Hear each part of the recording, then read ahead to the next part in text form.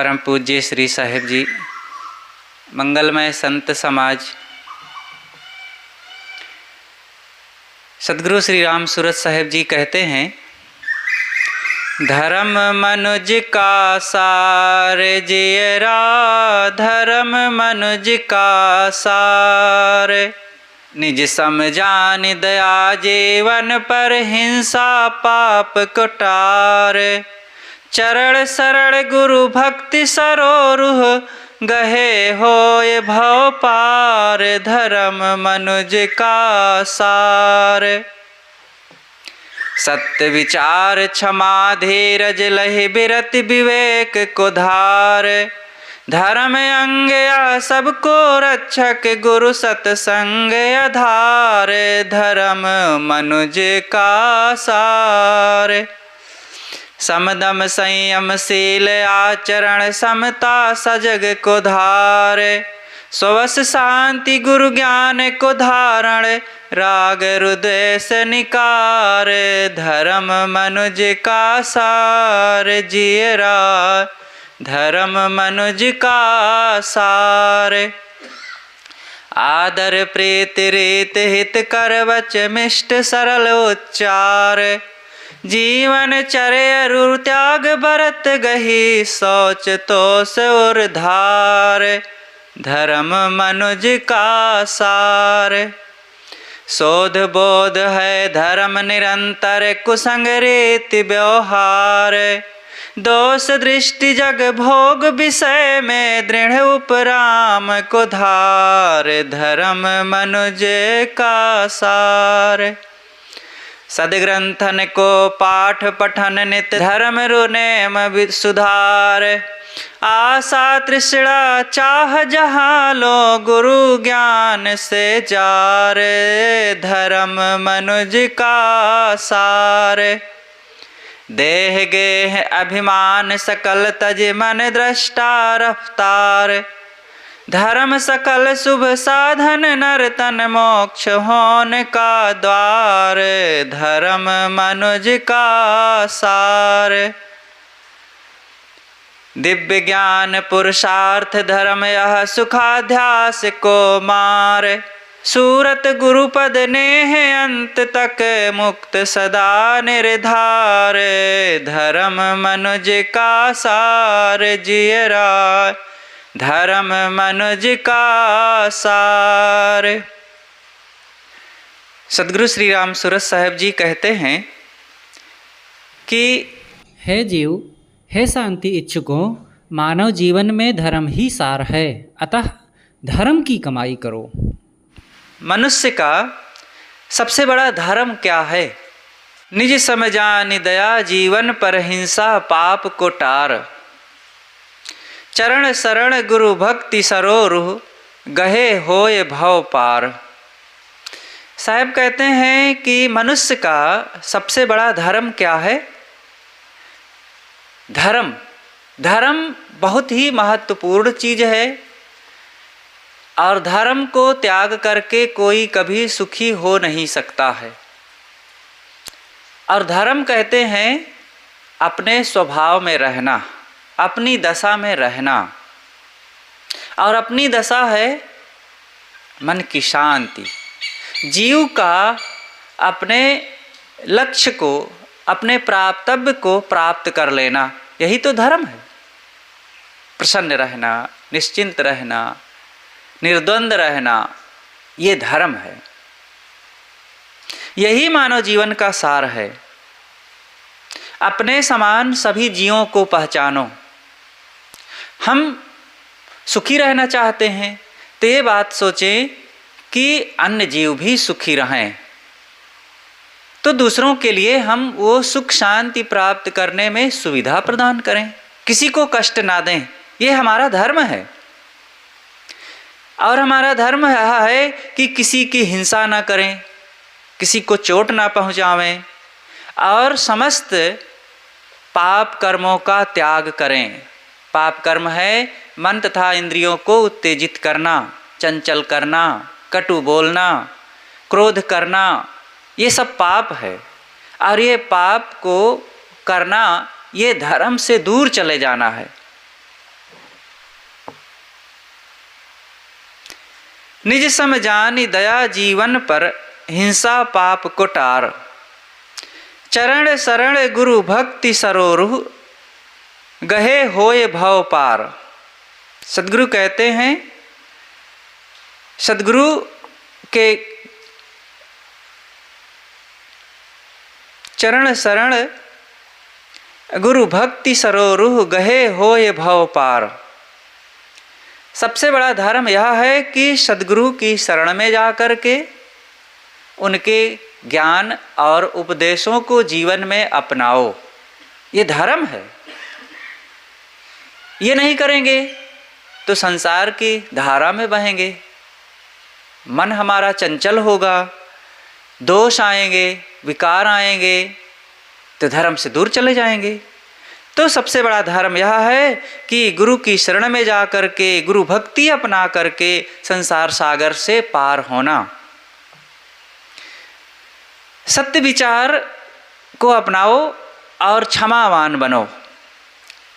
किसी के द्वारा कष्ट दिया गया हो, तो कोई हमको किसी ढंग से तकलीफ दे रहा हो, कष्ट दे रहा हो, दुख दे रहा हो, तो हम उससे उद्वेगित ना होएं, घबराएं नहीं,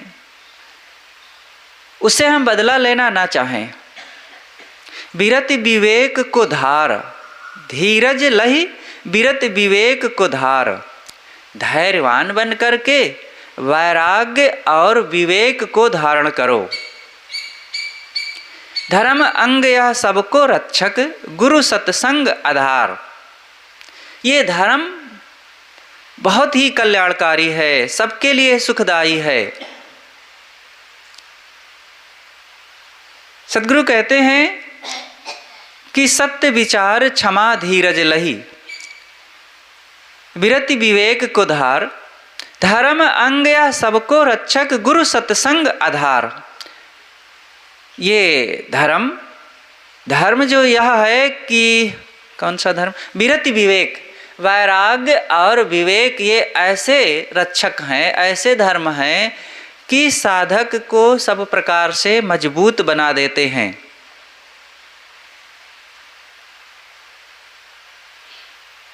समदम संयम शील आचरण समता, सजग को धार। सम दम संयम शील आचरण, मतलब सम का मतलब यह होता है कि शांत रहना। कोई दुख आ जाए, कोई कटु कह दे, प्रलोभन की चीज़ें आ जाएं, समय की विपरीतता आ जाए, शरीर में कोई तकलीफ आ जाए, सहो, तुरंत उद्वेगित ना हो जाओ, विचलित ना हो जाओ, घबरा ना जाओ। ये सम है। सम दीर्घकालीन साधना के बाद ये जीवन में हमारे स्वभाव में आती है। उसके पहले दम आता है। दम, कहीं प्रलोभन की चीज़ आ गई, कोई रूप आ गया, या किसी ने कुछ कह दिया, तो उसमें दम रखो। दम का मतलब है दमन करना। मन तो उतना कंट्रोल नहीं हो रहा है, लेकिन ऐसी स्थिति में दमन करो, रोको, जबरदस्ती मन को रोको।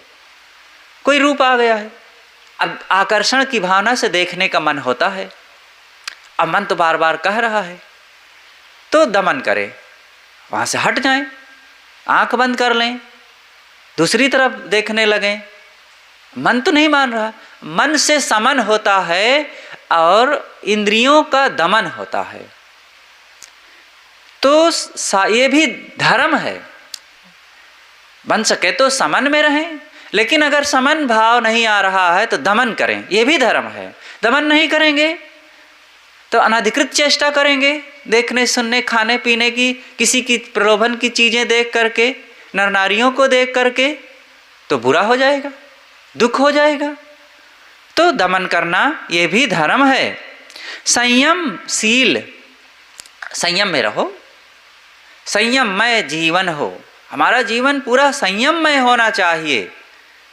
संयम से बोलो, संयम से खाओ, संयम से पियो, संयम से ग्रहण करो, संयम से त्याग करो, संयम से संगति करो, और सब काम संयम से करो। हर जगह संयम के बिना कभी भी शांति नहीं मिलती। तो संयम महाधर्म है। शीलवान बनो। शील कहते हैं अपने प्रति कठोर रहना और दूसरे के प्रति कोमल रहना। अब इसमें सारा धर्म आ गया। लेकिन मोटे रूप में इतना ही कहते हैं हम कि अपने मन इंद्रियों को उद्वेगित ना होने दो, ये शील है और ये बहुत बड़ा धर्म है। और दूसरे के प्रति सरल रहो, विनम्र रहो, सह लो। बहुत दूसरे को बदलने और समझाने और उनके किसी ढंग से दोषों पर उनको बदल देने के लिए ना सोचो। अरे सबका अपना अपना मन है, हम ही कितना बदल पाते हैं अपने को। बस प्रयास अपने को ही बदलने का करें, दूसरों के लिए सरल रहें। तो इस प्रकार से ये समदम संयम शील का आचरण करके समता सजग को धार। समताशील बनो, समतावान बनो, साहब के प्रति समभाव रखो। प्राणियों में किसी को दुख ना दो और साथियों में समता भाव रखो। किसी से विशेष, किसी से सामान्य, या किसी को ऊंच मानना, किसी को नीच मानना, किसी से मोह करना, किसी से बैर करना, ये ठीक नहीं है। सम रहो। किसको अपना कहते हो? किस पर दावा है? और किसको पराया कहते हो? जिसे पराया कहते हो वही कल काम आते हैं, वही तुम्हारे जीवन में सुविधा प्रदान करते हैं, सेवा सहयोग करते हैं। कोई नहीं पराया, सब प्यारे हैं। लाइट बंद कर दो। और सावधान रहें, सजग, हरदम सावधान, सावधानी से बैठें। अपने आसपास गंदगी न रखें, अव्यवस्थित ना बैठें। ऐसी बात बोलो न कोई कहे चुप, ऐसी जगह बैठो न कोई कहे उठ। ये सावधानी का ही तो प्रमाण है।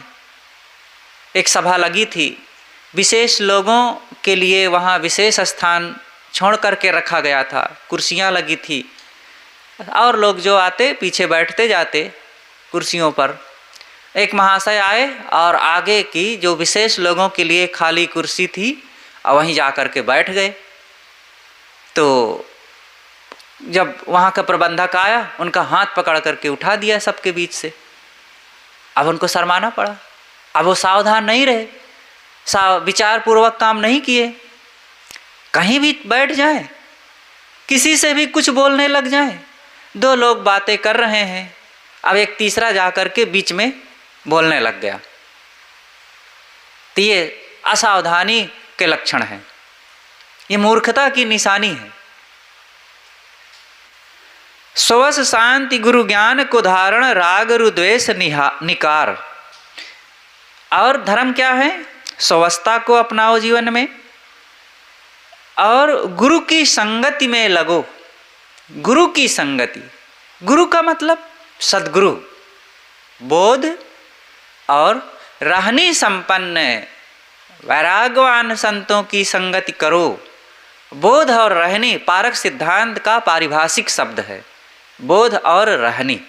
बोध का मतलब सिद्धांत का बोध। सिद्धांत है स्वरूप, जो मेरा अपना परिनिष्ठित आत्मचेतन तत्व है, निज स्वरूप, उसे अविनाशी मान करके उसी में अपने मन को लय करना, अपने मन को उसी से जोड़ करके रखना और फिर विषयों से मोह और उधर का जो लगाव है, झक्सा मन का, सब को तोड़ते रहना और गुरु संतों के प्रति श्रद्धा भक्ति रख करके मन इंद्रियों को स्वश रखना, ये सब सिद्धांत है।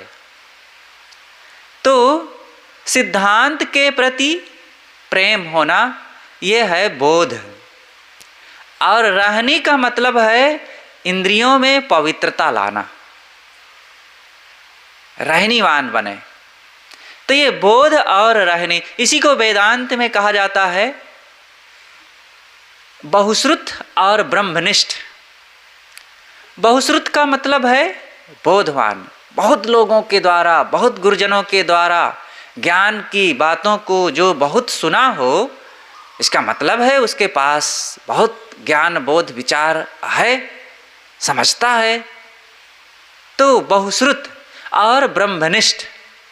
बहुश्रुत का मतलब है कि वह बोधवान है, और ब्रह्मनिष्ठ का मतलब ब्रह्म माने आत्मा, जो श्रेष्ठ है, इस संसार में सर्वश्रेष्ठ निज स्वरूप है, और उस ब्रह्म में अपने आप को तदाकार कर देना या ब्रह्म का साक्षात्कार कर लेना, यह है रहनी में स्थित हो जाना।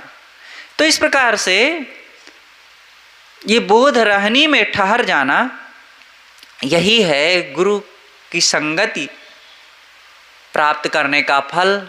अथवा ऐसे गुरु की संगति करो तो क्या फल होगा? शांति मिलेगी। इससे राग द्वेष मिट जाएंगे। राग रुद्वेष निकार। साधक को अपने अंदर से राग द्वेष का त्याग करना चाहिए। राग द्वेष हमारे चित्त की दशा को सब समय मिटाते रहते हैं, स्वावस्था को मिटाते रहते हैं। राग है मोह और द्वेष है बैर, नफरत। राग द्वेष में जरे जग सारा, अधृग स्वार्थ झूठा अहंकारा। सदगुरु कबीर साहब ने कहा है कि सारा संसार ही राग द्वेष में जल रहा है। मेरा मेरा, मेरा घर, मेरा धन, मेरे बच्चे, मेरी पत्नी, मेरा पति, मेरा नाम, मेरा पद, मेरा रूप, यही सब में जल रहे हैं। क्या मेरा है? मेरा है मेरा ऐसा मूढ़ जन्म भर करता, और एक दिन मिट्टी के नीचे वह पड़ा पड़ा है सड़ता। सदगुरु अभिलाष साहब जी कहते हैं कि राग द्वेष से जो अति पारा, ताहि चरण अभिलाष आधारा। हर लो मेरो सब दुख द्वंद, जय गुरुदेव नमो गुरु संत। सारा संसार राग द्वेष में जल रहा है। जो इससे पार हो, ऐसे बोधवान ज्ञानवान के चरणों को मैं अपना आधार बना करके कल्याण पथ पर चलूँगा। ताहि चरण अभिलाष आधारा, हर लो मेरो सब दुख द्वंद। है वीतराग, ऐसे राग द्वेष से परे आत्मनिष्ठ गुरुदेव, मेरे सारे दुख द्वंद्वों को हर लो, मिटा दो। आपके चरणों में बारंबार नमस्कार है। विशाल देव की ये पंक्ति, राग द्वेष में लाग के होए भूल अपार, दोनों छोड़ी बेकाम को लागे निज पद सार। राग द्वेष में लाग के होए भूल अपार। राग करेंगे तो कहीं द्वेष करेंगे, और द्वेष कर रहे हैं तो इसका मतलब है कहीं से राग है, और ये दोनों बहुत गलतियां बुला करके ला देंगी। इसलिए दोनों को व्यर्थ निरर्थक समझ करके अपने स्वरूप में लगो, अपने आप की तरफ लौटो। कहाँ तुम ये राग द्वेष के चक्कर में पड़े हो? सब व्यर्थ बकवास है। साधक को इसका त्याग करते रहना चाहिए। ये धर्म है। आदर प्रीति रीति हित कर बच, मिष्ट सरल उच्चार। दूसरों से आदर पूर्वक, प्रेम पूर्वक और ऐसा अपने स्वभाव को बना करके मीठा, सरल तथा रुचिकर वाणी बोलो। ऐसे अपनी जीवनचर्या को बना लो, त्याग भाव से रहो, और अपने मन वाणी कर्मों में, इंद्रियों में पवित्रता रखो, हृदय में संतोष धारण करो। ये सब धर्म है। अपने स्वरूप का शोधन करो और निरंतर रहनी में रहने के लिए प्रयासरत रहो। ये आपका धर्म है। कुसंग का त्याग करते रहो। दोष दृष्टि मन में उत्पन्न रखो। दोष दृष्टि का मतलब विषयों में, प्राणी पदार्थों में दोष दृष्टि रखो। कहाँ चिपक रहे हो? दुख समझो, दुख है वहाँ। कहीं मोह करोगे, कहीं बैर करोगे, किसी से लोभ करोगे, किसी के प्रति आसक्ति बढ़ाओगे तो दुख बढ़ेगा। तो ये पहले से देखते रहो कि साहब संसार ऐसे है, कहीं अपने मन को नहीं फंसाना है। सदगुरु विशाल देव जी अयोध्या जैनपुर कबीर आश्रम में पधारे हुए थे। ये सन 1975 का समय है।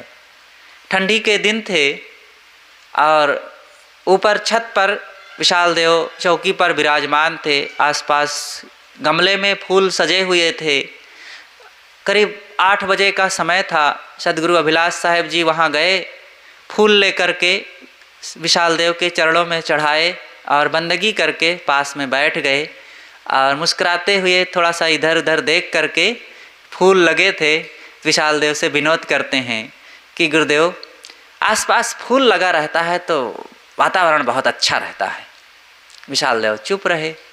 तो गुरुदेव फिर कहते हैं कि गुरुदेव फूल आसपास लगा रहता है तो बहुत अच्छा लगता है। तो विशाल देव कहते हैं अरे तुम चाहे जितना कहो हम न मानब। तो गुरुदेव कहते हैं क्यों नहीं मानेंगे गुरुदेव? कहा अरे सब अपने मन को उलझाना है, अब फूल में उलझा लिए, सुंदर सुंदर रूप में उलझा लिए, दृश्यों में उलझा लिए, ये सब कबाड़ है, कूड़ा कचरा है, कहीं अपने मन को नहीं लगाना है। ये फूल सदैव कहाँ रहेंगे? हर जगह फूल है, वातावरण को बनाए रखने के लिए सही लिए घूमेंगे क्या? थोड़े में वे कहे। बात हमको यही समझना है कि अनुकूलता मिलेगी, प्रतिकूलता मिलेगी, प्यारे प्यारे लोग मिलेंगे, प्रतिकूल भी मिलेंगे, सुविधाएं भी मिलेंगी, असुविधाएं भी मिलेंगी। शरीर की कभी बड़ी सुहानी अनुकूलताएं रहेंगी तो कभी दुख दर्द पीड़ा कष्ट थोड़ा रहेगा, और बहुत अच्छा अच्छा दृश्य मिलेगा और कहीं रूखा फीका वीरान भी मिलेगा। कहाँ किससे लगाओ मन को? अब किससे नफरत करोगे? जिसको बुरा मान रहे हो कहाँ छोड़ दोगे उसे? कहाँ भगा दोगे? कैसे निकाल दोगे? सहना पड़ेगा। इसलिए दोनों में सम रहो। कहीं अपने को अच्छा दृश्यों को मान करके उसमें आकर्षित ना करो, तो ये उलझाना है अपने को। तो दोष दृष्टि रखो और दृढ़ उपराम को धार, उपरामता मन में लाओ। उपरामता का मतलब कि सब तरफ से मन को समेटकर अपनी तरफ ला लेना, खींच लेना, अपने आप को बिखेर के ना रखें। उपराम रहो, दृश्यों से उपराम मतलब मन को बहिर्मुख ना बनाकर अंतर्मुख बना करके रखो। विषयों को ना सोचो, आत्मा को सोचो। सदग्रंथों का पठन पाठन निरंतर करते रहो, ये धर्म है। और यही नियम बना के रखो, अब हम संतन के ढिग जइबे। कहीं जाना है तो संतों के पास जाओ, कुछ पढ़ना है तो सदग्रंथ पढ़ो, कुछ करना है तो सेवा करो, कुछ सोचना है तो अपने आप के स्वरूप के बारे में सोचो, कुछ देखना है तो संतों का दर्शन करो। ये नियम बना के रखो। इधर उधर नहीं मन को, अपनी क्रियाओं को, अपनी सोच को अनावश्यक चंचल ना करो। आशा तृष्णा को त्याग करके गुरु ज्ञान में हम विचरण करेंगे, ये हमारा धर्म है। घर धन और मान अभिमान को त्याग करके ये मन की जो धारा है, मन रफ्तार, इसके दृष्टा बन के रहेंगे, मन को देखते रहेंगे। ये हमारा धर्म है, साधक का धर्म है कि देह गेह अभिमान सकल तजी, मन दृष्टा रफ्तार।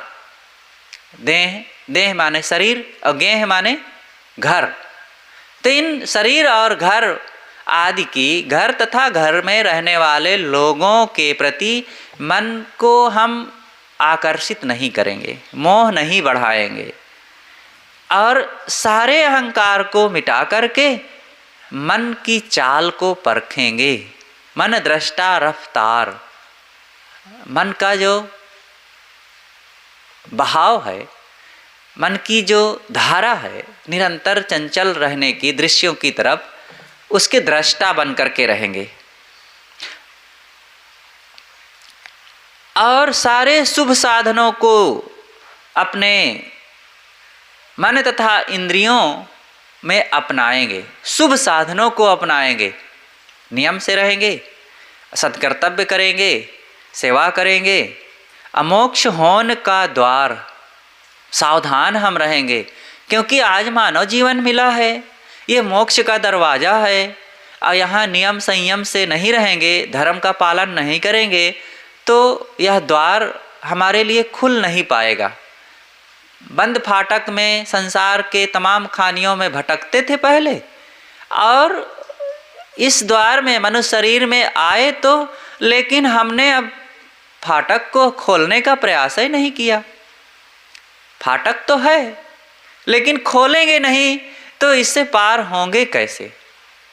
एक व्यक्ति दरवाज़ा बंद किए कमरे में अंदर है, बैठा है, बाहर से सिटकनी लगी है और भीतर से भी लगाए है वो, तो अब वो निकलना चाहता है, तो आवाज़ दिया तो बाहर वाले ने फाटक खोल दिया।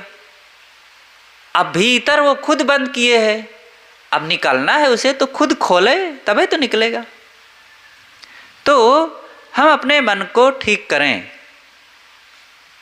यही है धर्म। दिव्य ज्ञान पुरुषार्थ धर्म यह, सुखाध्यास को मार। सारे मन के कुभावों को मिटाओ, यही हमारा धर्म है। सूरत गुरु पद नेह, अंत तक मुक्ति सदा निर्धार। सदगुरु श्री राम सूरत साहिब जी कहते हैं कि अपने स्वरूप में ठहरने के लिए यही निश्चय रखेंगे हम, यही प्रेम मन में रखेंगे। मुक्त सदा निर्धार, मेरा स्वरूप मुक्त स्वरूप है और उसी निराधार निज आत्म तत्व में हम ठहरेंगे। ये धर्म के अनेक लक्षण सदगुरु राम सूरत साहिब जी ने इसमें गिनाया है। 29 लक्षण सदगुरु श्री विशाल साहिब जी ने अपने एक पद में गिनाया है। सो गुरु गुरु गुरु ने धर्म सिखाए, एक पद है विशाल देव का, कि सदगुरु ने हमें धर्म की सीख दिया। एक जंगल में से होकर के एक राजा जा रहा था। उसने एक स्त्री का रोना सुना, उसके पास जाकर पूछा तो उसने बताया, मेरे पति और पुत्र को सिंह ने खा लिया है। राजा ने कहा, जंगल को छोड़कर बस्ती में क्यों नहीं चली जाती? स्त्री ने तुरंत उत्तर दिया, यहाँ और तो और जो कुछ भी हो सब ठीक है, किंतु सबसे अच्छा यह है कि अत्याचारी राजा का शासन तो नहीं है। ये किसके लिए यह निशाना था? उसी राजा के लिए, क्योंकि राजा बड़ा क्रूर था, बड़ा कठोर था और अपने गलत स्वभाव और अपने क्रूरता के कारण दूसरों में बड़ा दहशत फैला रखा था। तो उसी पर व्यंग करते हुए उस स्त्री ने कहा कि ठीक है, और तो और जो कुछ हो, कम से कम हम इस जंगल में निश्चिंतता से रह तो रही है। ऊंचा कुल नहीं, ऊंचा चरित्र चाहिए। एक सज्जन थे, एक ऊंचे माने हुए बाबू ने उनसे कहा, तुम नीच कुल के हो, मेरी तुम्हारी बराबरी कैसे? सज्जन ने बड़ी नम्रता से उत्तर दिया, आपके कुल की उच्चता का आपसे अंत होता है और मेरे कुल की उच्चता का मुझसे आरंभ होता है। बात समझ में आ गई होगी। एक अहंकारी व्यक्ति एक दूसरे सज्जन व्यक्ति से बड़े घमंड में आकर के ताव में कह दिया कि अरे मैं जानता हूँ तुमको, तुमने एक नीच कुल के हो। तो अगर हम ऊंचे कुल के हैं तो क्या हमारे बोलने का यही ढंग होना चाहिए किसी के प्रति? तो उसने फिर अच्छा सा बड़ी विनम्रता से जवाब दिया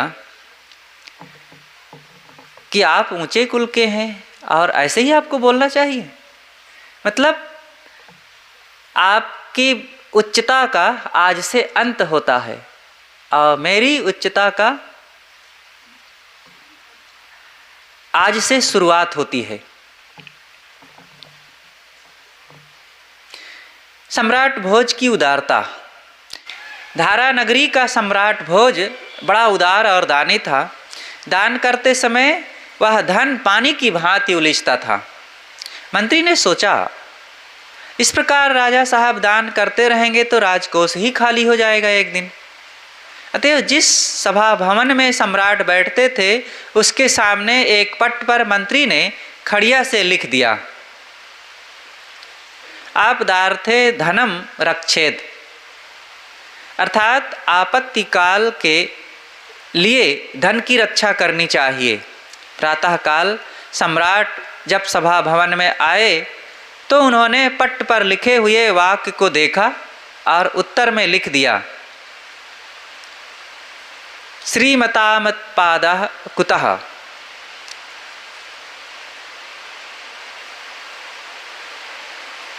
अर्थात भाग्यशाली को आपत्ति कहाँ। सायंकाल को जब मंत्री ने उसे पढ़ा तो सम्राट के चले जाने पर चुपके से लिखा, कदाचित कुपितो देवः, अर्थात यदि कभी प्रारब्ध रुष्ट हो जाए तो।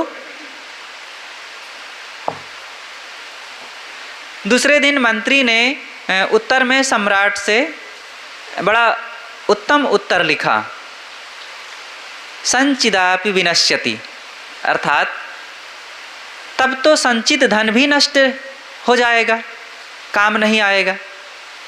यह वाक्य पढ़कर मंत्री चुप रहा। सम्राट भोज जीवन पर्यंत दान पथ पर चलते ही रहे। बड़ा बढ़िया ये संवाद रहा। इसका उत्तर थोड़े में हिंदी में करते हैं कि जब ज़्यादा दान कर रहे थे तो मंत्री ने कहा कि आपत्ति काल के लिए धन की रक्षा करना चाहिए। तो राजा ने फिर से लिखा दूसरे दिन कि जो दान धर्म में लगा रहता है उसको आपत्ति कहाँ। तब मंत्री ने लिख दिया था कि प्रारब्ध काल में ऐसा हो सकता है, प्रारब्ध में ऐसा हो सकता है कि आपत्ति आ जाए। तब राजा भोज ने उत्तर में लिखा फिर अगले दिन कि जब आपत्ति काल आ ही जाएगी तो धन भी काम नहीं आएगा। ये बात सही है ना। पास में पैसा होते हुए भी, हमारे अकाउंट में पैसा होते हुए भी जब प्रारब्ध रुष्ट हो जाएगा तो रहेगा पैसा, रहेंगे साथी लोग, कुछ काम नहीं आएगा। तो जब है वर्तमान में खूब दोनों हाथ उलीचिए, यही सयानो काम। अगर जल नाव में बढ़ रहा हो और पैसा घर में बढ़ रहा हो तो उलीचो, खर्च करो, इसी में भलाई है। जोड़ जोड़ के बहुत धन रखेंगे, अथवा नाव में पानी भरता गया, सोचे कि चलो अच्छा है हमारी नाव में पानी है, तो फिर नाव पानीय में चली जाएगी, फिर पूरी तरह से फिर मतलब जलमग्न हो जाओगे खुद। ऐसे ही सोचे कि चलो बहुत अच्छा है हमारे पास इतना पैसा है, खूब देख देख के खुश हो रहे हैं और खर्च नहीं कर रहे हैं, तो फिर हम भी उसी पैसे में डूब जाएंगे। पैसा खर्च के लिए होता है, उचित खर्च करते रहो। आशा सारी हमारी निरर्थक है। एक धोबी के गधे से एक नट के गधे से मित्रता हो गई। एक दिन दोनों इकट्ठे हुए, आपस में कुशल मंगल हुआ। धोबी के गधे ने कहा, मित्र तुम बोझा लाद कर दिन भर एक गांव से दूसरे गांव घूमते रहते हो, खाना भी ठीक से नहीं पाते हो, अतः मेरे स्वामी के यहाँ चले आओ। बहुत दिनों के बाद दोनों मित्र रहे, पहले मुलाकात हुई, क्योंकि जो नट था वो अपने गधे पर बोझा लाद करके ये गांव से वो गांव, वो गांव से वो गांव घूमता और लोगों में खेल दिखाता रहता था। बहुत दिनों के बाद नट पुनः लौटा अपने गांव, तो वो दूसरे गधा से मुलाकात हुई। वो गधा जो नट का गधा था, गांव में धोबी के गधे से मुलाकात हुई। दोनों पुराने मित्र हैं। तो धोबी का गधा कहता है कि मित्र तुम तो बहुत दुबले पतले हो गए हो।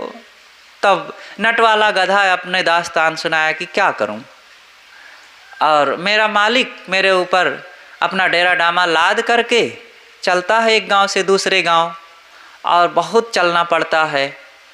और जब चल देता है तो वहाँ अपना डेरा खोल लेता है और मुझे छोड़ देता है, तो वहीं पास में कुछ चरता वरता हूँ। अब पैर बांध देता है, कूद कूद के कितना खाऊं।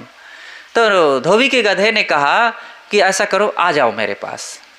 और मैं तो देखो मेरा मालिक बहुत अच्छा है, सुबह ही एक कपड़े की, सूखे कपड़े की लादी मेरी पीठ पर लाद देता है और तालाब के किनारे ले चलता है। और मैं एक फरलांग चल करके गांव के बाहर तालाब के किनारे उस लादी को गिरा देता हूँ। और मेरा मालिक दिन भर कपड़ा धोता है, सुखाता है, और मैं तालाब के किनारे बढ़िया हरी हरी घास चरता हूँ। तुम जानते हो कि तालाब के किनारे कितनी अच्छी घास होती है। ऐसा करो, तुम भी आ जाओ मेरे पास, आओ हरी हरी घास चरेंगे, बड़ा आनंद आएगा, तुम भी तंदुरुस्त हो जाओगे। तो नट वाला गधा कहता है कि लेकिन मैं नहीं आ सकता। कहा क्यों? कहें कि मुझे नट के पास रहने में एक बहुत बड़ा फायदा है। कहे कौन सा फायदा है, बहुत बड़ा कौन सा लाभ है? कहें कि लाभ यह है कि नट के पास उसकी एक जवान बेटी है, और नट जब चलता है, किसी गांव में पहुंचता है, तो वो 2 बांस गाड़ कर रस्सियाँ बांध करके खूंटे में फंसा देता है और रस्सी पर अपनी उस बेटी को नचाता है और वो चलती है। अब अपना डुगडुगी बजा करके हल्ला करता है, कहते देख सावधानी से चलना, अगर तू गिरी उस पर से तो तेरी शादी इसी गधे से करूँगा। तो मैं खड़ा वहीं सुनता रहता हूँ। तो मैं सोचता हूँ मन ही मन, कभी तो यह हरामजादी गिरेगी, कभी तो गिरेगी। तो ये एक मुझे आशा है सुख की। तो धोबी का गधा कहता है, अरे भोले, वो इतनी कुशल है कि कभी गिरेगी ही नहीं। अब कदाचित गिर भी गई तो तेरे से शादी होगी। अरे वो लोगों के मनोरंजन के लिए ऐसे कह देता है, तू बेकार में अपने मन में ये मंसूबा पाल रखा है, और ये तेरी इच्छा कभी पूरी नहीं होने वाली है, ये भोले मत बनो। तो कहने का मतलब कि बहुत लोग होते हैं जो निरर्थक आशा पालते रहते हैं, ऐसा सुख मिलेगा, आगे ऐसे सुख मिलेगा। कौन सा सुख मिलेगा? ये आशा में लगे लगे आज यहाँ तक पहुँच आए हो, आगे भी पता नहीं कहाँ पहुँच जाओगे, लेकिन वो आशा पूरी होनी नहीं है। सदगुरु कबीर का बीजक भाव। सदगुरु कबीर का कहना जो दर्शाता नित्य बीजक, अमर अविनाशी जीव है ये कहता नित्य बीजक। जड़ से पृथक है जीव सब पर खाता नित्य बीजक, सबकी कसर वो संधि को बतलाता नित्य बीजक। मानव समाज धर्म को दृढ़ाता नित्य बीजक, पाखंड जेते जगत में हटाता नित्य बीजक।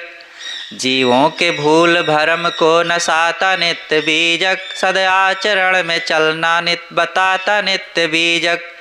खानी बानी जाल जग को लखाता नित्य बीजक, न फंसना मोह माया में चेताता नित्य बीजक।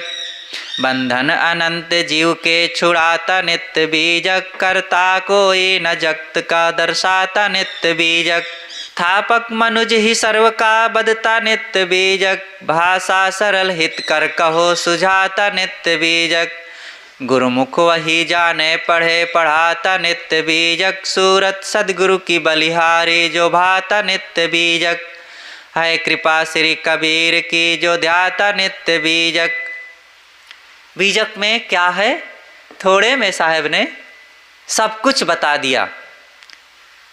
समझने के लिए साहब यहाँ पर सिद्धांत खास बातें कह दिया। इसकी बहुत व्याख्या हो सकती है, बीजक से अनेक उदाहरण फिर इसके लिए आप मनन कर सकते हैं। बीजक क्या दिया है हमें? सदगुरु कबीर ने अपने उस महान सागर और ज्ञान रत्न, उस कोश भंडार में, ज्ञान के उस भंडार बीजक में क्या दिए हैं? सदगुरु श्री राम सूरत साहब जी बताते हैं कि सदगुरु कबीर साहब का जो बीजक है वह अविनाशी स्वरूप को बतलाता है। वो जड़ से पृथक जीव को दर्शाता है। सबकी कमी और जो संसार में काल संधि झाई सार है, इनको अलग अलग बता देता है। काल, संधि, झाई और सार, 4 वाणियाँ सदगुरु श्री राम रहस साहेब जी ने अपने सदग्रंथ, कौन सा सदग्रंथ है, कौन बताएंगे? पंचग्रंथी। किनका लिखा हुआ ये ग्रंथ है? सदगुरु राम रहस साहेब। तो पंचग्रंथी में बताया गया है कि 4 प्रकार की वाणियाँ होती हैं, काल, संधि, झाई, सार। काल वाणी यह है कि जो विषय वासनाओं से भरी जीव को सीधा दुख की ओर ले जाने वाली, चंचल बना देने वाली, ये काल है। संधि, जीव से अलग कोई भगवान है, परमात्मा है, और ये सब संधि है। संधि का मतलब दरार पैदा कर, मेरे और दृश्य प्रपंचों से दूर की चीज़ों में जो दरार पैदा करे। मेरा सुख कहीं अलग है, मेरा प्राप्तव्य कहीं अलग है, ये संधि है। और झाई, झाई का भ्रामक कहते हैं, भ्रामक वाणियाँ, झाई फिसल फिसल के जिसमें गिर जाओ। काई, काई कह लो। काई में क्या होता है? कहीं काई लगी हुई है तो क्या होता है? फिसल के गिरो। यहाँ पर भ्रामक वाणियाँ गुरुआ लोगों ने बहुत फैला रखा है, तो वो सब झाई है। और चौथी बात क्या है? सार। सार क्या है? जो निर्णय वचन है और जो जड़ चेतन का अलग अलग निराकरण कर दे, वो सब सार है। तो इस प्रकार से बीजक में ये बातें खूब बताई गई है। सबकी कसर वो संधि को बताता नित्य बीजक, मतलब सबकी कमी कसर को बताता है ये बीजक। मानव समाज के क्या कर्तव्य हैं, ये बीजक से पता चलता है। सारे पाखंडों को जड़ से उखाड़ फेंकने के लिए बीजक से ज्ञान मिलता है। जीवों के कहाँ कहाँ भटकाव हैं और किन किन जगहों में मनुष्य भटक रहे, कौन कौन भटकाने वाले हैं, ये भी बीजक बताता है। हमें क्या आचरण में रहना चाहिए, कैसे जीवन के नियम होने चाहिए, और खानी बाणी जाल क्या है? खानी जाल, बाणी जाल। खानी जाल है घर, धन, परिवार, स्त्री, पुरुष, पति, बाल बच्चे, ये सब के मोह में फंसना, ये सब खानी जाल है। और बाणी जाल है स्वर्ग, नरक, भगवान, भवानी, देवता और ब्रह्म, ये सब में उलझना, ये सब बाणी जाल है। जीवों के कहाँ कहाँ भटकाव है, ये सब खानी और वाणी के माध्यम से बीजक में बताया गया है। कहीं ना फंसो, मोह का त्याग करो, ये बीजक की बात है। कहीं कबीर ते उबरे जाहि न मोह समाए, ये बीजक का अमर वाक्य है। स्वर्ण स्तंभ की तरह बीजक में एक खड़ा है। प्रथम चाचर के अंतिम में आया है। खिलति माया मोहनी जिन जेर कियो संसार, इसी पद के अंतिम वचन है। कहाँ ही कबीर ते उबरे जाहि न मोह समाए। उसी का उद्धार होगा, उसी का कल्याण होगा जिसके हृदय में विषयों का, संसार के प्राणी पदार्थों का मोह नहीं प्रवेश करेगा। हो गया, एक शास्त्र हो गया, शास्त्र ज्ञान है, वेद वचन है। बंधन अनंत जीव के छुड़ाता नित्य बीजक। जीव के तमाम बंधनों को ये बीजक समाप्त करने वाला है। और संसार में कोई करता है, भगवान है, इसका हर्ता करता, कोई चलाने वाला, ये बताता है बीजक कि कोई नहीं है। तुम भगवान के द्वारा बनाए गए हो, तुमको भगवान ने भेजा है, ये बीजक में बताया गया है कि कोई भगवान नहीं है। कौन भगवान तुमको भेजा है? अरे खुद अपने कर्मों से इस संसार के आवागमन में पड़े हुए हो, भटक रहे हो, जन्म मरण के चक्र में। कर्मों को पवित्र कर लो, संस्कारों को ठीक कर लो, कोई फिर इस संसार में पटकने वाला नहीं है। भाषा सरल हितकर कहो, व्यवहार में रह करके प्राणियों के साथ, लोगों के साथ कैसे बोलना चाहिए, ये बीजक में बताया गया। बोलना कासो बोलिए रे भाई, बोलत ही सब तत्व नसाई। कुंजी बचन रसाल, ज्ञान रतन की कोठरी, चुंबक दीन्हो ताल। अपारख आगे खोलिए, कुंजी बचन रसाल। ज्ञान के रत्नों की एक कोठरी है और उसमें ताला लगा है, और पारख आगे खोलिए, ज्ञानवान विचारवान के सामने और उसको ताला खोलो।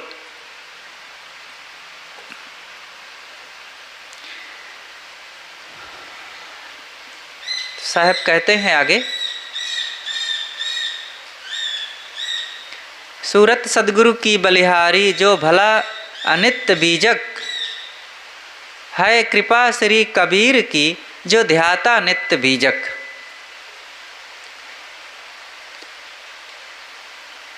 सदगुरु कबीर साहब के विचारों को और उनके उद्देश्यों को बीजक से ही समझा जा सकता है।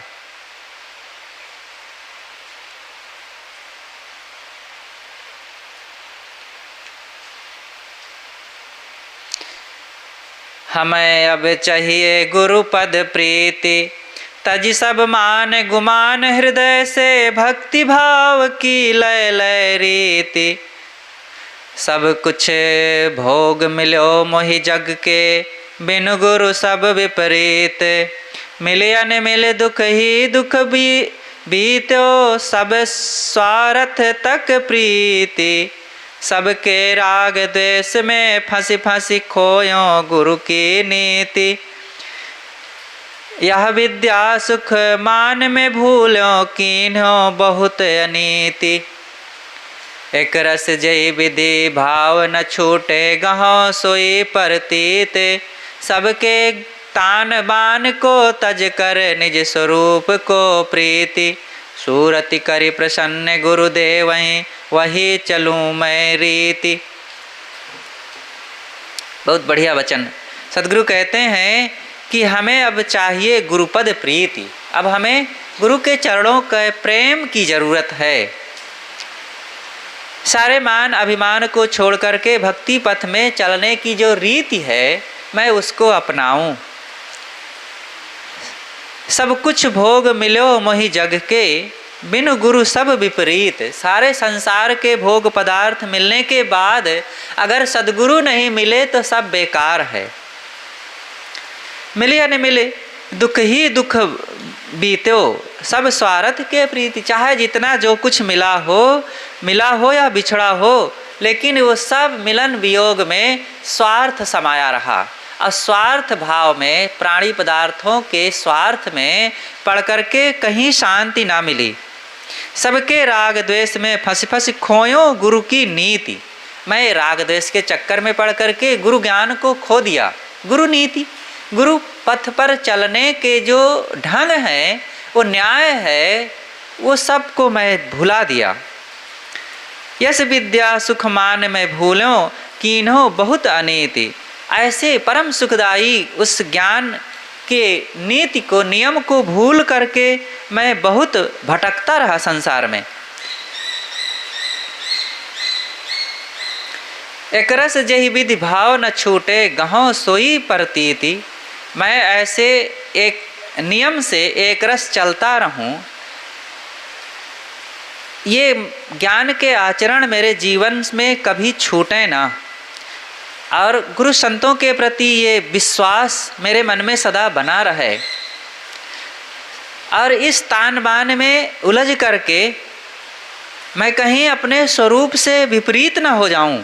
सदगुरु श्री राम सूरत साहिब जी कहते हैं कि मेरे लिए तो देवों में महादेव मेरे गुरुदेव हैं, और मैं उन्हीं के आज्ञाओं में चल करके उन्हीं के नीति और नियम में अपने जीवन को ढालूँगा। वही चलूँ मैं रीति, मैं उसी रीति से चलूँगा। तीन के तिकड़म से बच के रहना। साहब जी ने कहा है कि बरसत में एक अखंड विधि हरिहर भाई बनगास, हम बैठे गिर कंदरा कोई ना आवत पास। हम लोग यहाँ बस बाहर चमके बिजली, घट में ज्ञान प्रकाश, अनंत वर्जे में जो छूट जगत की आस। तो जैसे ऐसे ही मौसम को देख करके सदगुरु पूर्ण साहिब जी ने मेरा तक में लिखा है कि बाहर बिजली चमकती है, मेरे अंदर में ज्ञान चमक रहा है। अब बाहर बादल गरज रहे हैं, मेरे अंदर में वो गुरु का ज्ञान गरज रहा है। तो इस ज्ञान और चमक में सदैव गरजते रहो, चमकते रहो। तो 3 के तिक्रम से बच करके रहना। भारत के उत्तरी क्षेत्र के एक जंगल तथा पर्वत में एक गुरु और शिष्य रहते थे। कुछ दिनों के पश्चात गुरु ने शिष्य को सदुपदेश देकर के स्वयं दूसरे पर्वत पर अकेले रहकर भजन करने की इच्छा प्रकट की। शिष्य ने कहा, सदगुरु आप मुझे अपनी शरण में रखिए। गुरु ने कहा कि देखो तुम्हें सब प्रकार से शिक्षा मिल चुकी है और अब अपना साधन भजन करो और मैं अपना साधन भजन करूं। देखना सावधान रहना, 3 के तिक्रम में मत फंसना, कहीं मत उलझना। तो 3 के तिक्रम का मतलब कंचन, कामिनी और कीर्ति से बच के रहना। गुरु जी दूसरे पर्वत पर चले गए। कुछ दिन तो साधु ठीक साधन में रहा। एक दिन पर्वत पर घूमते घूमते उसे रत्नों का एक बड़ा सा कोष देखने में आया। जो शिष्य था अकेले वो भी पर्वत पर रहते, साधन भजन करते। कुछ दिन तो ठीक रहे, लेकिन एक दिन उसी पहाड़ पर घूमते घूमते रत्नों की एक खानी मिली जहाँ पर सोना चांदी आदि आदि बहुत थे। अपार संपत्ति देख करके अब उसके मन में विचार होने लगा कि इसे मैं राजगीरों को बुला करके इन रत्नों को खुदवा लूं और खुदवाने से बहुत धन मिल जाएगा। उपयुक्त धन प्राप्त हो जाने के पश्चात अब देखो धन पाया और धन देखा तो उसके मन में अब कल्पना होने लगी कि जब मैं राजगीरों को बुलवा कर खूब धन खुदवाऊंगा तो इतना अपार धन मेरे पास सोना चांदी हो जाएगा, तो फिर क्या करूंगा? इस सोना चांदी से फिर स्कूल खुलवाऊंगा, औषधालय बनवाऊंगा और अनाथालय बनवाऊंगा, अनेक प्रकार से धर्मशाला चलाऊंगा, प्याऊ खुलवाऊंगा और बड़े बड़े कुएं बनवा दूंगा, नलकूप लगवा दूंगा, झील बनवा दूंगा, स्विमिंग पूल बनवा दूंगा और ये सब करूंगा। देखो यही साधु का काम है, स्विमिंग पूल बनवाता रहे हो और औषधालय और विद्यालय अनाथालय चलाता रहे, लेकिन अब धन मिला तो अब उसके अंदर में फितूरेबाजी सूझ रही है। और यात्रियों की सुविधा के लिए बड़ा सा धर्मशाला बनवा दूंगा, बिजली लगवा दूंगा, फोन लगवा दूंगा और खूब लोगों को सुविधा हो जाएगी व्यवहार में। अब खूब कल्पना के लड्डू खा रहे हैं, अब सारी लिस्ट तैयार कर रहे हैं कि क्या क्या करूंगा। वो साधु बाबा संतों के रहने के लिए बड़ा सा आश्रम बनवा दूंगा, भंडारा करूंगा, प्रवचन स्थल बनवाऊंगा, बहुत बड़ा पंडाल और सत्संग हाल, बड़ा सा मंच लगवाऊंगा। वह तो जब व्यवहार सामने आएगा तभी पता चलेगा कि क्या क्या होगा। इन सब कार्यों में अरबों रुपए की आवश्यकता होगी, रत्नों की काफ़ी खपत हो जाएगी। बहुत धन है, चलो ये सब इतना करूँगा, उसमें कुछ धन खर्चा हो जाएगा। अभी इतना मन में है कि इतना सारा करने के बाद कुछ धन खर्चा हो जाएगा, फिर बचेगा और बचने के बाद फिर देखूँगा, इतना सब कर लूँ पहले, इतनी सारी लिस्ट जो तैयार किया इतना सब कर लूँ, फिर बाद में और सोचूंगा। अभी सोचना उसके लिए कम लग रहा था।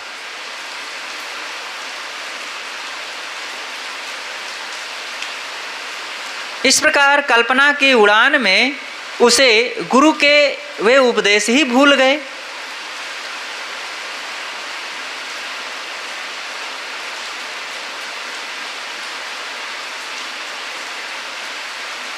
ये सब सोच ही रहा था कि अब उसके मन में ये बात आ गई कि गुरुजी ने तो कहा था कि 3 के तिक्रम से बच करके रहना। तो उसने सोचा कि ये 3 के तिक्रम से बच के रहने के लिए जब गुरुजी कहे हैं तो मैं बच के ही तो रहूँगा। ये तो सब सेवा कार्य है, परोपकार का काम है, क्योंकि मुझे डूबना थोड़े है उसमें। ठीक है, गुरुजी कह दिए हैं, लेकिन कोई बात नहीं, मैं बच के रहूँगा, सावधान रहूँगा। अब वह काम में फिर लग गया। वह साधु देहात से 15 मजदूरों को बुला लाया तथा उनकी मजदूरी भी नियुक्त कर दिया कि तुमको हम इतना धन देंगे, इतने रुपए देंगे, पारिश्रमिक जितनी ज़रूरत है उतना देंगे। और खुदवाने के लिए उनको ले गया, बताया कि देखो ये यहाँ पर ये खदान है, यहाँ पर सोने चांदी आदि बहुत हैं और इसमें से तुम लोग खोदो और निकालो। साधु अकेला था। वो मजदूर सोचने लगे कि ये साधु अकेला है और हम लोग तो 15 हैं और इतना अपार धन है यहाँ, और ये साधु ठहरा और ये हम लोगों से काम करवा रहा है और हम 15 लोग इसके अंडर में काम कर रहे हैं। क्यों ना हम इसको पकड़ करके एक पेड़ में बांध दें और सारा धन खोद करके हम उठा ले चले। उपर्युक्त बातें निश्चित हुई और उसने साधु को ऐसा रस्सी से बांधा कि वो हिल डुल ना सके। यह विचार करके मजदूरों ने फिर उसको पेड़ में बांध दिया और वो बंधा रस्सी में पेड़ में लटक रहा है और टुकुर टुकुर देख रहा है। और उसका ही खजाना अब वो सारे मजदूर खोदने लग गए।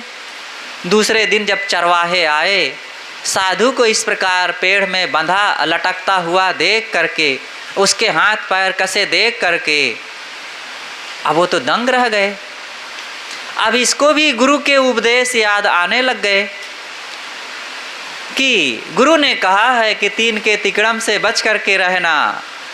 ये कंचन के चक्कर में पड़ करके अब मेरा क्या हाल हो रहा है। साधु बहुत पश्चाताप करता है। प्रायोगिक अनुभव हो जाने पर उस दिन से उसने मन में निश्चय किया कि अब मैं बैराग करूँगा, साधन भजन करूँगा और ये धन रुपए के लोभ में कभी नहीं पड़ूँगा। कुछ दिन बीत गए।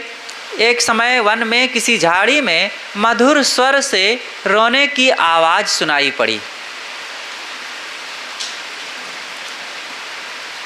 साधु वहाँ जाकर के देखता है तो एक सुकुमार अवस्था की नवबाला करुण क्रंदन कर रही है। साधु ने रोने का कारण पूछा। बाला ने बताया, मेरा पति मर गया, अब मेरा कोई आधार नहीं रहा, मैं अत्यंत दुखी हूँ। साधु ने द्रवित होकर कुछ ज्ञान की बातें समझाई। उस बाला ने अधिक करुणा विलाप करते हुए साधु को पकड़ लिया और कहने लगी, महात्मन, आप ही मेरे आधार हैं, इस संसार में कर्णधार हैं। आप अब आपकी शरण को छोड़ करके मुझे कहाँ जगह मिलेगी, अतः आप अपनी शरण में मुझे रखिए। साधु ने उसे झिड़कते हुए कहा, चल चल हट यहाँ से, माया कहीं की, माया को मैं संग में नहीं रखने वाला, तू यहाँ से शीघ्र चली जा। वह बोली, हे स्वामिन, मैं आपके साधन भजन में कोई विघ्न नहीं डालूंगी। आप तो ब्रह्मचारी हैं ही, अब मैं भी ब्रह्मचारी बन करके रहूँगी, आपकी सेवा करूँगी और आपके साथ में रह करके मैं भी तर जाऊँगी। साधु के मन में स्मरण हुआ, गुरु ने 3 के तिकड़म से बचने को कहा था, उसमें यह कामिनी मुख्य बंधन है। पुनः सोचा, अच्छा क्या है, मैं साधना भजन में रहूँगा तो मेरा माया क्या बिगाड़ लेगी। चंदन विष व्यापे नहीं लिपटे रहत भुजंग। अब ये उदाहरण भी याद कर लिया। चंदन में चाहे जितने सांप लिपटे रहें उसमें थोड़े विष का प्रभाव जाएगा। इस प्रकार विचार कर उस युवती को पास में रख लिया। वास्तव में साधु के हृदय में प्रथम अज्ञान युक्त दया आ गई। यही है दया। दया भी बहुत सावधानी से करे, नहीं तो दया ही काल बन जाती है। पीछे से एक साथ रहते रहते परस्पर मोह उत्पन्न हुआ और दोनों गृहस्थ जैसे रहने लगे। उसने एक पर्णकुटिया बना ली। कुछ दिन में एक पुत्र हुआ, फिर दूसरा पुत्र हुआ। साधु का पूरा जीवन गृहस्थमय हो गया, माया मोह में उलझ गया। एक दिन वन में सिंह आकर साधु के बच्चे को उठा ले गया। वह भेषधारी साधु और पुत्र मोह में व्याकुल होकर के अब रो रहा था। संयोगाधीन उसी दिन अचानक उनके गुरुजी आ पड़े और शिष्य को रोते हुए देखकर पूछ पड़े, अरे तू रो क्यों रहा है। अब वो साधु बाबा रो रहे हैं पुत्र शोक में। साधु लज्जित और भयभीत होकर गुरुजी के चरणों में गिर पड़ा और अपनी राम कहानी का सुनाई। गुरु ने कहा, यही तो मैंने कहा था, 3 के तिकड़म से बच के रहना। साधु उस युवती को त्याग कर और बहुत पश्चाताप कर दूर होकर के उससे दूसरे पर्वत की तराई में चला गया। वहाँ से देहात कुछ निकट रहता था।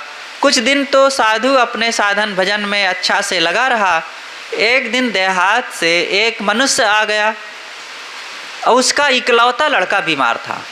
वह दुखित चित्त था, मन में उद्विग्न, मन से परेशान था। महात्मा से कुछ दुआ भभूत चाहता था कि महात्मा लोगों के पास कुछ ना कुछ होता है, ये आशीर्वाद दे दें तो मेरे बेटे की तबीयत ठीक हो जाएगी। साधु पहले तो रोकता रहा कि नहीं, कुछ नहीं, दुआ भभूत कुछ नहीं होता है, जाओ दवा पानी कराओ। लेकिन वो लगा रहा पीछे, नहीं महाराज आप कुछ कृपा करो। साधु अपना सिर खुजलाता हुआ झुंझलाते हुए कहा, और जैसे हाथ नीचे लाया खुजलाते खुजलाते तो एक बाल हाथ में आ गया। कहा चल ले जा, इसी को बांध देना अपने बेटे के हाथ में। तो ले गया और बांध दिया बेटे के हाथ में कपड़ा लपेट करके। और संयोग ऐसा रहा कि बाल के बांधते ही लड़का ठीक होने लग गया। अब वो व्यक्ति मान लिया कि बाबा के बाल में बड़ी शक्ति है और इसी से तबीयत ठीक हुई है।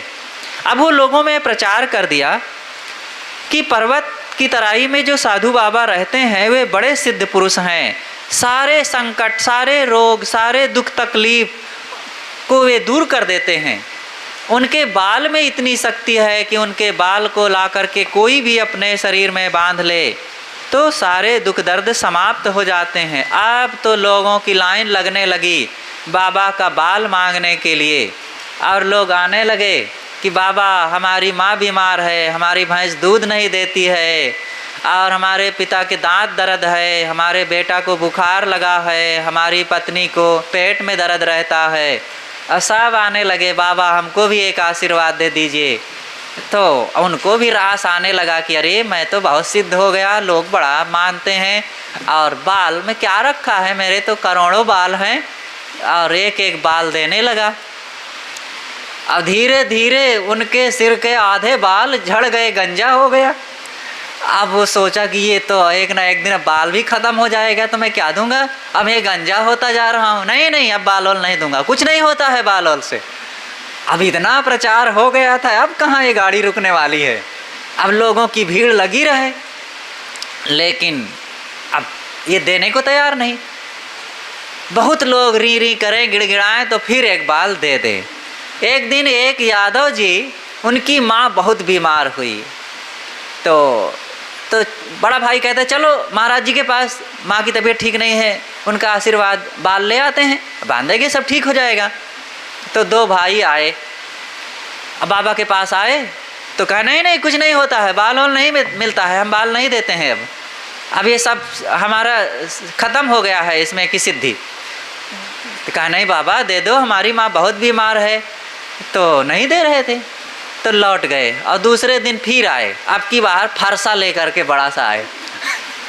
कहे बाबा बाल दे दो, हमारी माँ बीमार है। कहे नहीं देते हैं हम। कहे देखो इसके बाले में तो सिद्धि है, अब बाले में सारी ताकत है, और ये देता नहीं है, अगर ऐसे नहीं देता है तो इसको हम ज़बरदस्ती लेके चलेंगे और इसका सिर काट के ले चलते हैं और सारा बाल हमारा हो जाएगा, और सारा फिर हमारे पास सारे रोगों की औषधि हो जाएगी। क्या कर लेगा, ये अकेला है। अब पकड़ करके दोनों भाई और उसके गला को जब काटने लगे तो कहा अच्छा रुकिए मैं दे देता हूँ भाई, अब मेरा गला तो मत काटो। तब फिर अंततः बाल दिया, और अब बेचारा रो रहा है ये दुख दर्द में। इतने में गुरुजी आ गए, देखे कि ये रो रहा है, कहे क्या हुआ भाई। तब अपनी सारी राम कहानी सुनाता है कि मैं 3 के तिकड़म में पड़ गया।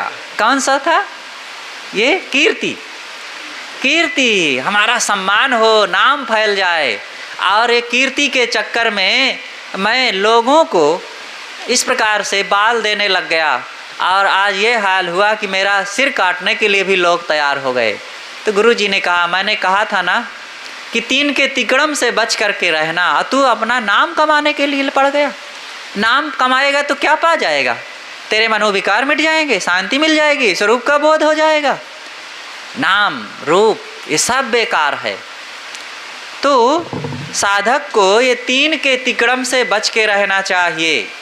धन का लोभ ना करो, वासनाओं के चक्कर में मत पड़ो, बहुत दया वया के चक्कर में ना रहो, साधना से रहो, नियम से रहो, और बहुत नाम ना कमाने के लोभ में रहो। अरे सहज साधना करो, ज्ञान वैराग की चर्चा करो, जितना नाम फैल जाएगा, और नाम फैल जाएगा तो तुम्हें क्या मिल जाएगा। नाम रूप से बच के रहना चाहिए। गुरुदेव जी एक बार सुना रहे थे नवापारा में, इसी समय ध्यान शिविर की बात है, कि साधक जो अंतर्मुख साधक होते हैं, सब की बात नहीं है, कुछ ऐसे साधक भी हुए हैं कि वे अपना नाम, अपनी प्रसिद्धि खत्म हो जाए, इसके लिए भी वो कुछ प्रयास करते थे। तो एक जगह 2 साधु रहते थे और दोनों बड़े अच्छे थे, वैरागवान थे और ध्यान साधना में रह करके अपना थोड़ा सा खा पका लेते थे और अध्ययन करते, ध्यान करते, साधना करते। लेकिन अब उनके इस ज्ञान वैराग के प्रभाव से गांव से कुछ लोग आने लगे। अब लोग गांव में तो उनको बैठाओ, चटाई दो, उनसे बात करो, उनको खिलाओ, पानी पूछो। अब ये बड़ी झंझट आने लगी, उनके भजन में डिस्टर्ब होने लगा। तो इन लोगों ने आपस में कुछ सलाह किया कि ये तो बड़ी झंझट है और बढ़ती जाएगी। तो कहें कि एक काम करते हैं, आपस में थोड़ा टकरा जाते हैं। तो जब कोई आवे तो ये दोनों आपस में कटु कुठार बोलने लग जाएं, लड़ झगड़ जाएं। तो देखें कि अरे बाबा लोग तो लड़ रहे हैं, इनके पास बैठने से क्या मिलेगा, वो चले जाएं तो फिर अपना ये ध्यान साधना अध्ययन में लग जाएं। तो इस प्रकार से भी कुछ साधक हुआ करते थे कि दुनिया का ये झक्सा मिटे, दुनिया का रगड़ा झगड़ा मिटे और लोग हमें बहुत अच्छा मान करके हमारे पास आवें और हमसे कुछ सुने, हम सुनावें। ये सब क्या बेकार के प्रपंच करना। अपना ज्ञान वैराग बोध में रहेंगे और कोई कह देगा हमको बुरा, कह दे, कोई कह दे कि ये बिगड़े साधु है, कोई कह दे ये महा बेकार साधु हैं, कोई बात नहीं, हमको झंझट तो नहीं रहेगी, कुसंग तो नहीं मिलेगा। तो इस प्रकार से भी कुछ साधक साधना करते थे। लेकिन हम लोगों में ऐसा नहीं है। व्यवहार है, देखो खाने के लिए चाहिए तो अब व्यवहार करने से मिलेगा, उन्हीं भक्तों के द्वारा कुछ लेना पड़ेगा। अब कहें कि नहीं नहीं हम भक्तों से भी नहीं लेंगे, तो फिर खेती करो, हल बनवाओ, इंजन लगवाओ, बोरिंग करवाओ, फावड़ा लाओ, कुदार रखो। अब यह एक झंझट है। तो व्यवहार से छुट्टी नहीं मिलेगी। पेट में कुछ डालना है, कपड़े चाहिए ठंडी गर्मी निवारण के लिए, कुछ छाया चाहिए, तो कुछ चाहिए तो संसार के लोगों का व्यवहार करना पड़ेगा। और व्यवहार करेंगे तो उसमें प्रेम, समता, सद्बुद्धि, वाणी की मिठास, तो ये रखना पड़ेगा और ये रखेंगे तभी मिलेगा। तो फिर इसको समता से सुलझा करके निर्मोह निष्काम हो करके एक तरफ व्यवहार भी निभा लें और सबसे बच के भजन में परमार्थ का काम करते रहें, तभी काम बनेगा। तो ये व्यवहार और परमार्थ दोनों को सम्यक ढंग से संभाल के निभाया जाए, तभी साधना भी होगी और निर्विघ्न जीवन का निर्वाह भी हो जाएगा। तो इस प्रकार से बोधसार ये सद्गुरु श्री राम सूरत साहेब जी का एक बहुत ही अनूठा ग्रंथ है, जिसकी टीका करके सद्गुरु श्री अभिलाष साहेब जी ने इसको और भी बोधगम्य, सरल, सुगम्य, सुरम्य बना दिया है, जिसको पढ़ करके साधकों के लिए, सामान्य पढ़े लिखे नर नारियों के लिए भी बहुत बड़ी शिक्षा उपदेश मिल जाती है। थोड़े में समझने के लिए बड़ा सरल ग्रंथ है और अभी तक इस ग्रंथ पर चर्चाएं होती रही और हम आप सबके बीच, संतों और भक्तों के बीच में कुछ चर्चाएं करते रहे। आज से ये ग्रंथ समाप्त होता है और आने वाले दिनों से फिर कुछ और चर्चाएं की जाएगी। आज आप सबसे यहीं पर विदा लेते हैं। बोलिए सद्गुरुदेव की जय।